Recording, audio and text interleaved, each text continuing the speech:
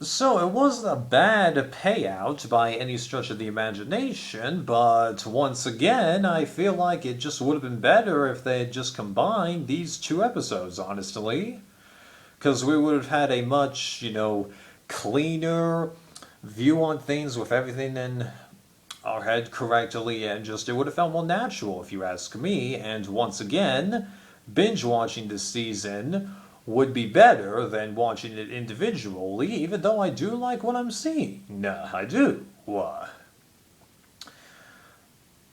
So after we get reminded as to who has what advantage, which was actually a really nice thing that they did, I had totally forgotten that Deshaun had a protect or risk your vote a bit because he was the one person on the blue tribe that didn't take the safe option.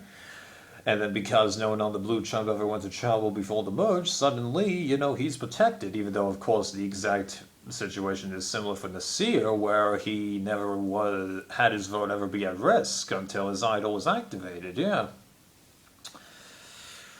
And then it turns out that Erica did smash the glass, but for what we see on camera, is the exact reasoning that most of us would do. She's breaking it, but it's more to just make sure that she's safe, even though she's betraying most of her former tribe mates, but almost everyone was expecting Blue to cannibalize itself, so there you go. Although, it might not have happened. It might not have, because with everyone spilling the advantages to everyone, even though, as Xander does point out, given how it's a shared idol and we still don't know the exact ramifications as to what it means by shared, it's different in his case. So him telling people that he has the idol, it provides a different way to deflect things and make people view him, as is what happened here, where um, the knowledge is power advantage ended up getting wasted on him, and that was really clever because not only did um, he give the idol to Tiffany, who was the least likely person that Liliana would ask that question to, he also had the fake idol, and it seemed like he did most of the thinking himself. So it goes to show that this guy might not be as dopey as I was thinking he was, and that ironically Tiffany seems to actually be at least willing to work with him. I don't really know where these two stand. Like, how did they go backward and forward so much? But then again, we did see Danny and Deshaun go backward and forward on throwing challenges, and Sydney seems to indicate that she was actually aware of one of them, the one that she sat out on. Crazy. Let's see here. So then that foot challenge, I'd be really surprised if this is the first time that no one really seemed to be knocking stuff over, because even when Ricard, Nasir, and Evie were knocking pieces over on the top layer, it seemed like they were really only knocking over the piece that they were trying to move, and that the piece that they were trying to move fell either perfectly forward, so it was easy for them to pick up, or fell off the thing, but outward, so even easier for them to pick it up. Crazy, that challenge. And I was not expecting Ricard to get it, because I felt that he was actually perfectly safe. Turns out I was right, but not for the reasons that I was expecting, because I didn't have any outright evidence that he had broken away with Shan, but I had evidence that Evie would be more at risk than him. So I was thinking that if neither of them got immunity, he would probably be way more safer than Evie, but not only did he get immunity, he was also with the majority group.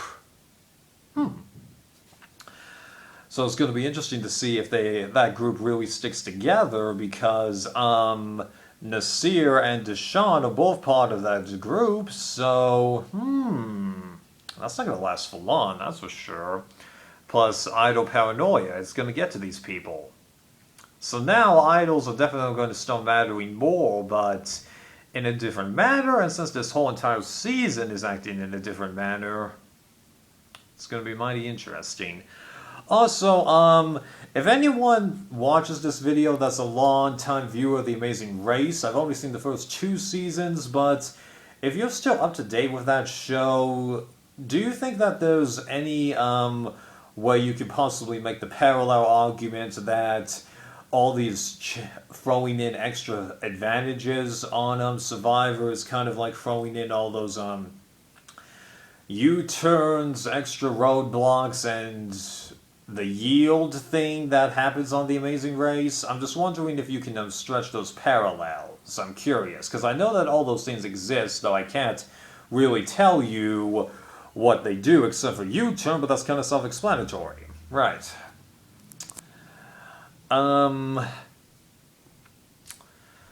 So what happens after that challenge? Well, everyone goes back to camp, but they're still arguing which one of the 5 do we get rid of, and really it's just a question of, is Evie going to go, or is Blue going to cannibalize? And given how Danny was safe, it was pretty darn obvious that it was, well, actually not totally obvious that Blue would cannibalize, because technically Blue did cannibalize, but since Evie got 4 votes out of 12, and if you're wondering how those 12 votes is because Deshawn used his extra vote immediately, not that it would have mattered, because even though I was thinking that the tribe was split 7-5, it was actually split 8-4. So even if he hadn't played that extra vote, it would have just been, and then Sydney hadn't used her shot of the dunk, it just would have been a freeway tie. So turns out there wasn't any need to go the extra mile. Right, but that's how there was 12 votes, because at first I'm like, how the heck are there 12 votes because Sydney didn't? Well, it's because they didn't show Deshawn using his vote, although I should have been able to figure that out in hindsight. Although given how I literally just finished watching the episode and reading Dorothy Ross's articles, anyway. I really didn't totally have a preference, though I did predict that most likely it